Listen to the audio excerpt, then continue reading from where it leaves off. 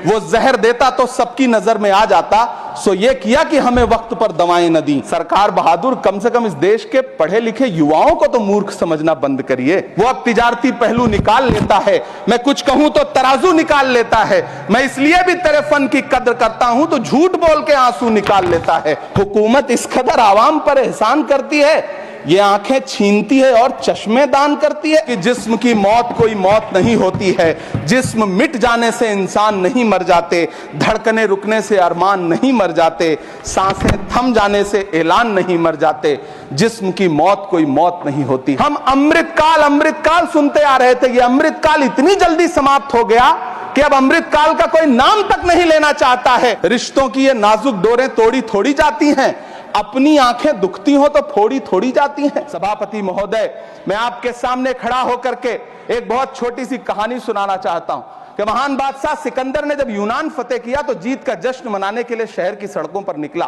तो उसने देखा कि पूरा शहर तो जश्न मना रहा है, एक फकीर सड़क के किनारे चादर तान के सो रहा है। सिकंदर को गुस्सा आया, घोड़े से उतरा, उस फकीर के पास गया और उसे सोता देख करके उसे जोर की एक लात मारी और लात मार के कहा कि क्यों रे फकीर, मैंने यूनान फतेह कर लिया, लोग जश्न मना रहे हैं और तू सो रहा है। उस फकीर ने उन्नीदी आंखों से सिकंदर को देखा और देख करके कहा कि शहर जीतना बादशाहों का काम है, लेकिन लात मारना तो गधे का काम है। सभापति महोदय, गरीब जनता को लात मारना बंद करिए।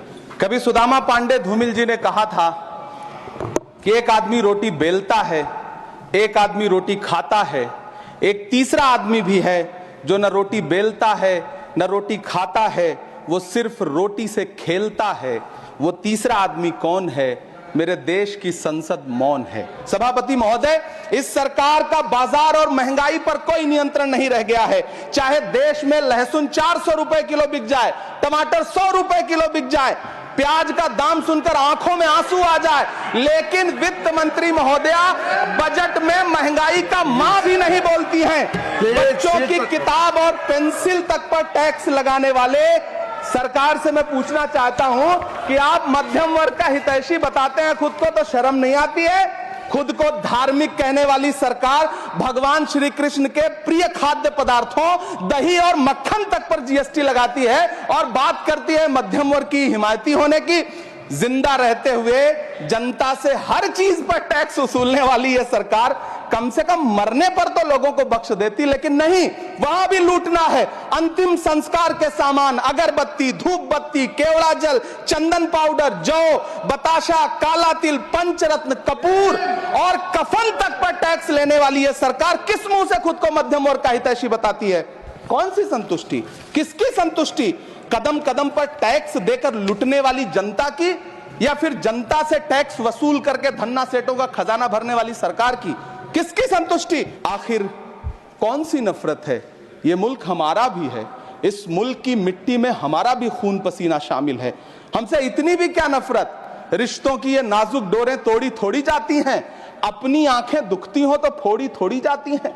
सभापति महोदय, मैं तो वित्त मंत्री जी से पूछना चाहता हूं आपके माध्यम से कि शायद आपको पता ही नहीं है कि गृहस्थी चलाने वाली एक गृहिणी की मुश्किलें क्या क्या होती हैं। आपने कभी सोचा भी नहीं होगा कि जब वो किचन में सब्जी बनाने के लिए कढ़ाई में तेल डालती है तो उसके साथ उसके आंसू भी गिरते हैं। सभापति महोदय, शायद उन्हें पता भी ना हो कि एक छोटी सी गाड़ी और एक छोटे से फ्लैट का ईएमआई भरने के बाद इस देश का एक गरीब इंसान जब अपने बच्चों की फीस भरने के बारे में सोचता है तो उसे कितनी खुशियों का गला घोंटना पड़ता है। शायद उनको पता भी नहीं है कि फसल बेच करके बिटिया की शादी का सपना सजाने वाला किसान जब अपनी फसल बर्बाद देखता है तो कितनी रातें सो भी नहीं पाता है। सभापति महोदय, शायद वो कभी इस पीड़ा को समझ ही नहीं पाएंगी कि परिवार के किसी एक सदस्य को कैंसर जैसी बीमारी हो जाए तो घर और जमीनें गिरवी रख उठती हैं, लेकिन इलाज नहीं हो पाता। सभापति महोदय, इसी देश की संसद में कभी स्वर्गीय सुषमा स्वराज जी ने कहा था कि जब देश की करेंसी गिरती है तब देश की प्रतिष्ठा गिरती है। एक तरफ कोलंबिया जैसा छोटा सा देश और उसके प्रधानमंत्री गुस्तावो पेत्रो खड़े हैं जो कोलंबिया के नागरिकों को हथकड़ी लगाकर लाने वाले जहाज को अमेरिका बैरंग वापस लौटा दे रहे हैं, और दूसरी तरफ हमारे प्रधानमंत्री जी खड़े हैं जो बेड़ी और हथकड़ी लगा करके लाए गए बेटों के अपमान पर एक शब्द नहीं बोल रहे। सभापति महोदय, मैं इतिहास के पन्ने पलट रहा हूं, मुझे दो किरदार याद आ रहे हैं। एक तरफ निक्सन के 7वें बेड़े की धमकियों के सामने लोहे की तरह अडिग इंदिरा गांधी खड़ी हैं, तो दूसरी तरफ खुद ही नमस्ते ट्रंप का नारा लगाते हुए प्रधानमंत्री जी खड़े हैं। मेरे कानों में सुषमा स्वराज जी की आवाज गूंज रही है। बहुत कम बोलने वाले डॉक्टर मनमोहन सिंह ने बहुत ज्यादा बोलने वाले प्रधानमंत्री जी को जब देश की बागडोर सौंपी थी तो $1.58 का था, आज 85 से 87 के बीच में झूल रहा है। इन दिनों रुपए की अहमियत गिरती है तो न तो देश की प्रतिष्ठा गिरती है, ना प्रधानमंत्री की गरिमा। जिस देश में 80 करोड़ लोगों को 5 किलो राशन के लिए कतारों में लगना पड़ता हो, उस देश में यह सरकार 12 लाख तक के टैक्स न लेने के लिए अपनी पीठ थपथपा रही है।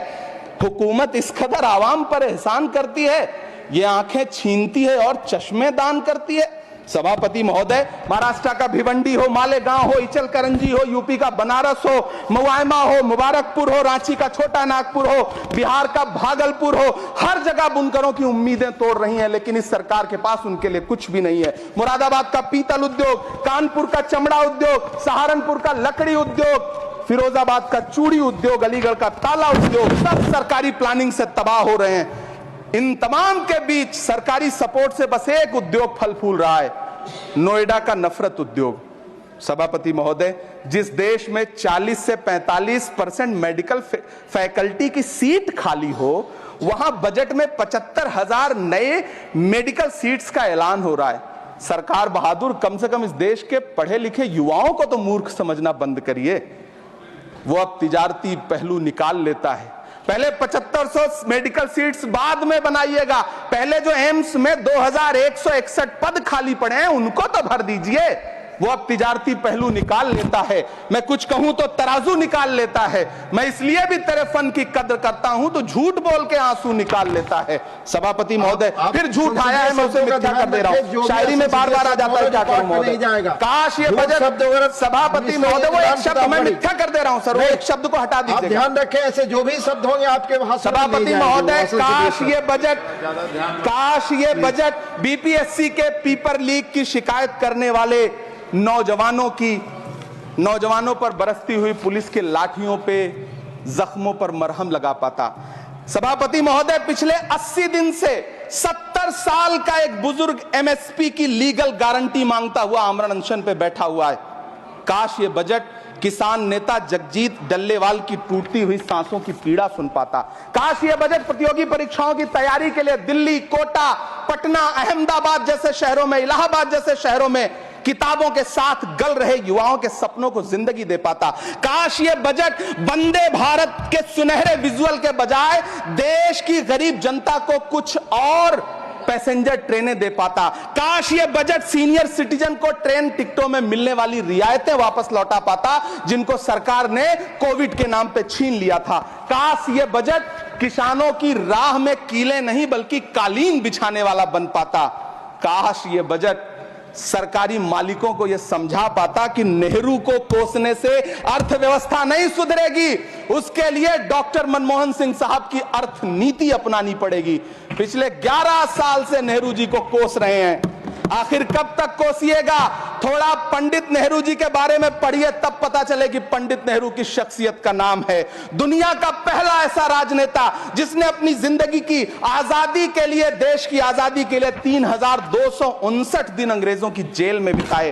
पंडित नेहरू एक ऐसे महान शख्स जिनके पिता पंडित मोतीलाल नेहरू, जिनकी बहन विजय लक्ष्मी पंडित, जिनके बहनोई पंडित रंजीत सीताराम, जिनकी बेटी इंदिरा गांधी, जिनके दामाद फिरोज गांधी, सब ने अंग्रेजों से लड़ते हुए स्वतंत्रता आंदोलन में जेल काटी। आप किस मुंह से उनकी लकीर छोटी करने की बात करते हैं? नहीं कर पाइएगा, 7 जन्मों में नहीं कर पाइएगा, क्योंकि जिस्म की मौत कोई मौत नहीं होती है। जिस्म मिट जाने से इंसान नहीं मर जाते, धड़कने रुकने से अरमान नहीं मर जाते, सांसें थम जाने से ऐलान नहीं मर जाते। जिस्म की मौत कोई मौत नहीं होती। हम अमृतकाल सुनते